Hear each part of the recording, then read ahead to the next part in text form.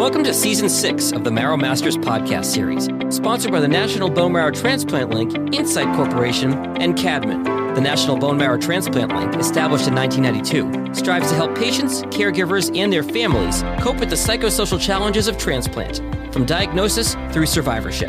This season focuses on advice for dealing with GVHD from both patients and healthcare professionals. Here's your host, Executive Director of the NBMT Link, Peggy Burkhardt. Welcome, everyone. This series focuses on all things GVHD. We're going to peel back the layers, talk to experts and patients alike about their struggles, victories, their best tips, and so much more. So get ready to be inspired, educated, and updated on this tricky disease.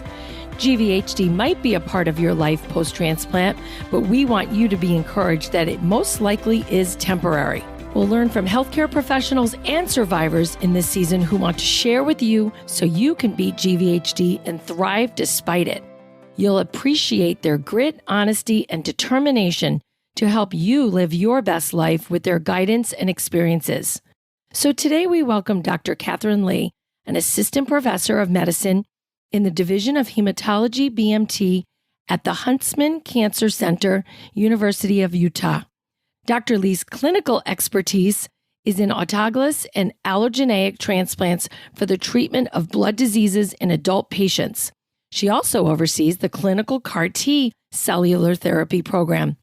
Dr. Lee also runs a chronic graft versus host disease and long-term follow-up program, which is designed to provide medical care specific to patients with chronic GVHD and late effects of transplantation. Her research includes clinical trials for chronic GVHD and optimizing the health of post-transplant patients.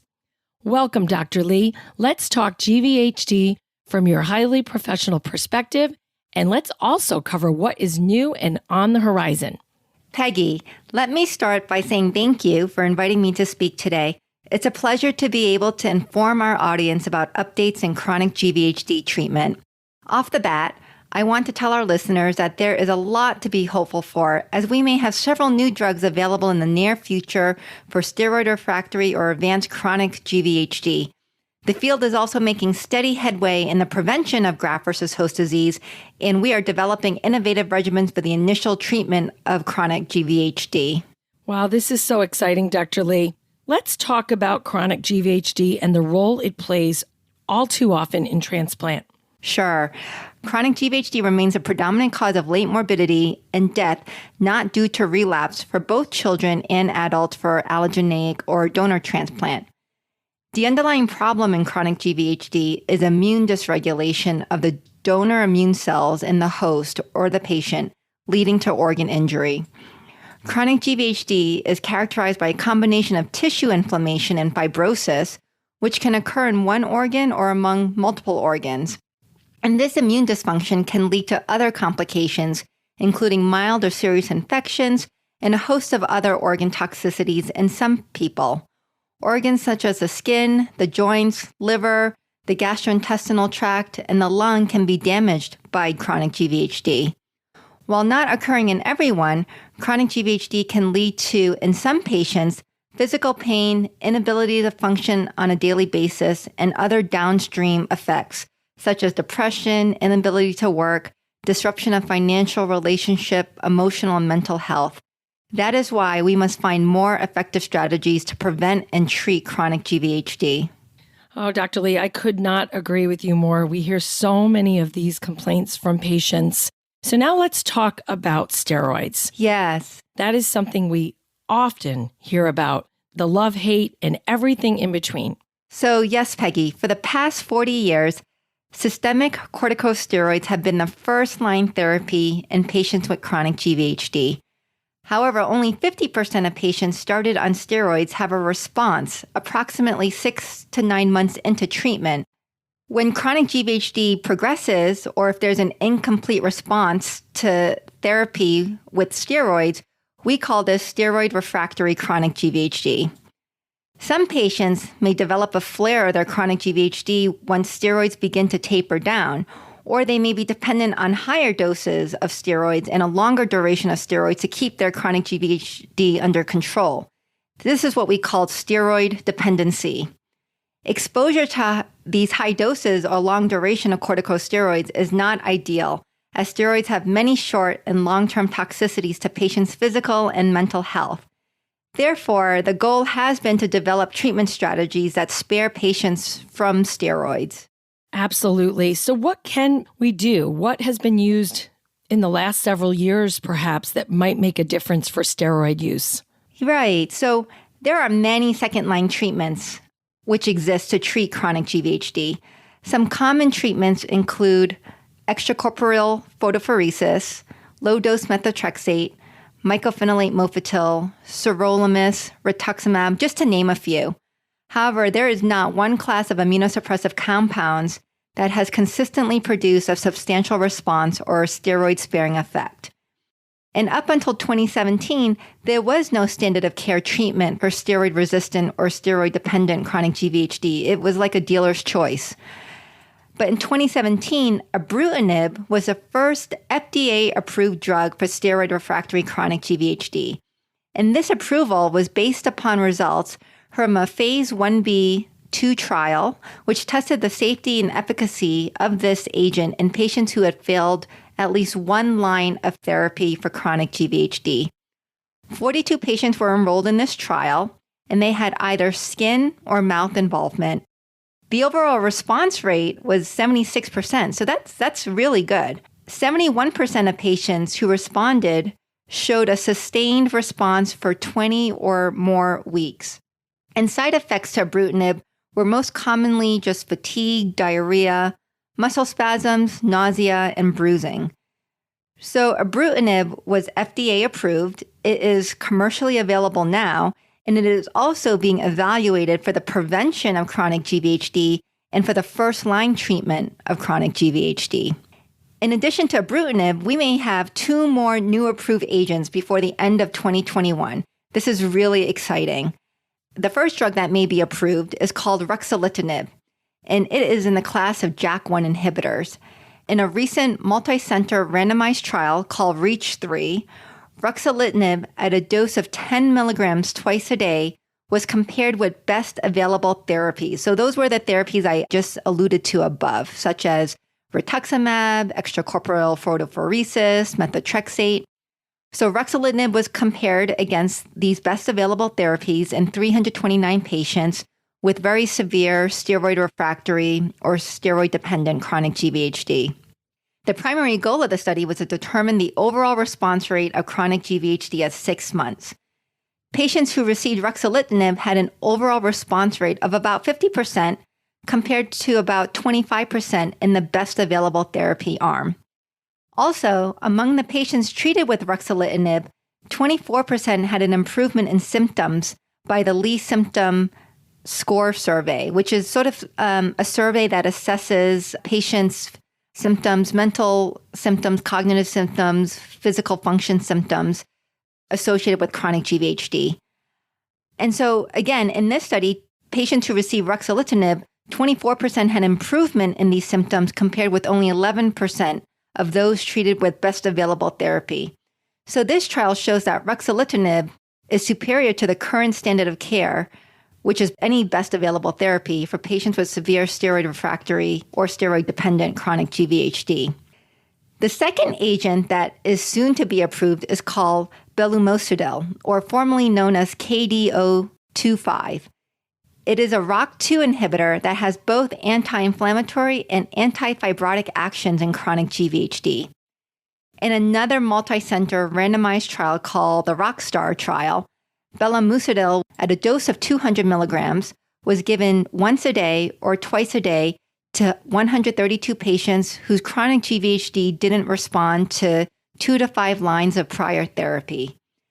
The overall response rate for those receiving Bellamoosa once daily was 73% and 77% for patients taking it 2 times a day.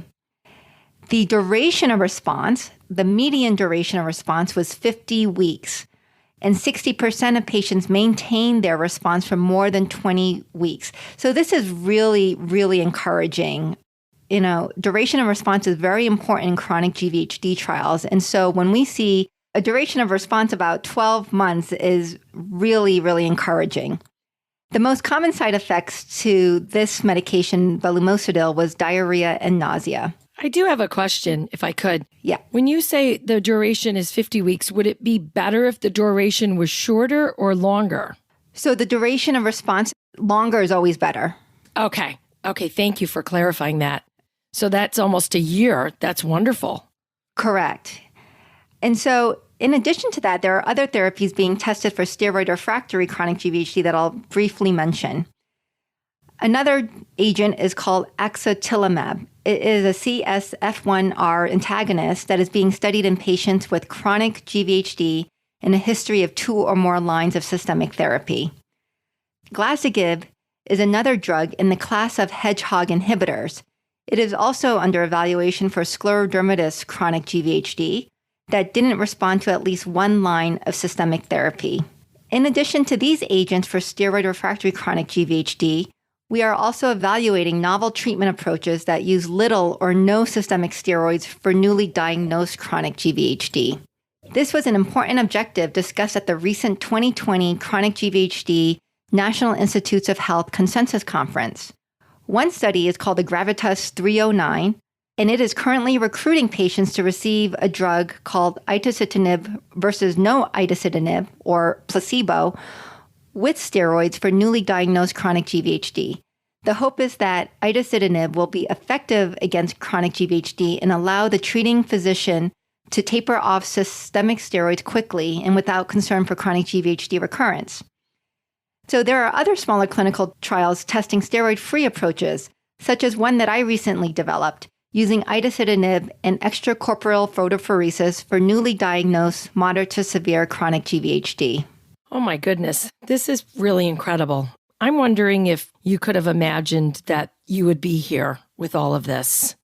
I'm guessing this is just incredible progress in a short amount of time. Is that true, Dr. Lee? Yeah, I'd have, definitely this represents a major change in what we have available for us to treat and manage chronic GVHD. I just think of all the people that are going to feel so much hope in understanding what you're presenting today. And we all know that clinical trials are the future. They're so very important. So let's talk a little bit more about clinical trials. I know you've hit on it already, but I don't think we can get enough about this. Yeah. So, there are a few things I'd like to say. We are definitely making strides in the treatment of chronic GVHD, just like you mentioned.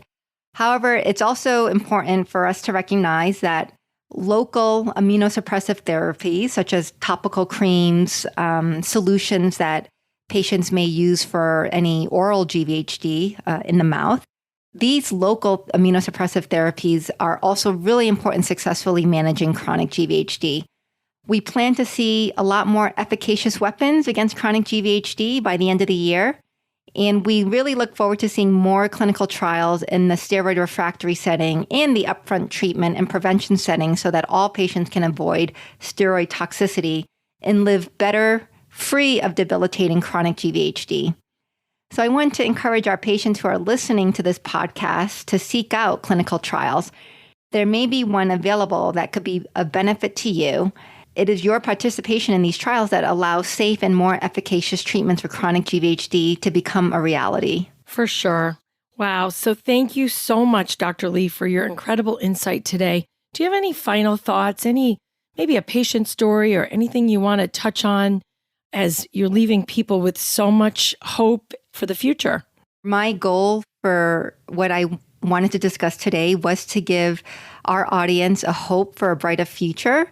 And I want to let them know that the transplant community understands their struggles, is listening, is empathetic, and is invested in winning this war against chronic GVHD.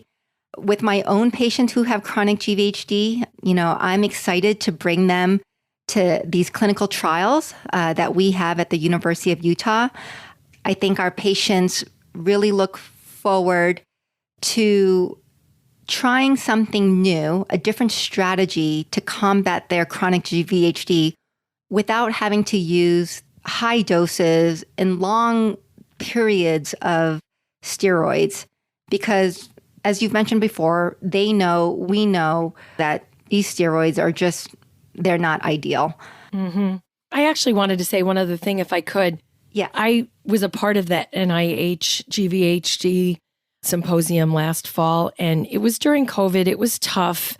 And I just want everyone to know that's listening to this, to have doctors like Dr. Lee that are out there and not just taking care of their patients, but understanding that there are so many people that don't maybe have the access to a bigger center and just need to be educated. And I was floored by the amount of time that dozens of doctors like Dr. Lee gave of themselves to help patients in general, to try to find the answers they need. And there were also different nonprofits and organizations all working together to fight this fight. And I personally want to thank you, Dr. Lee, for being a part of that.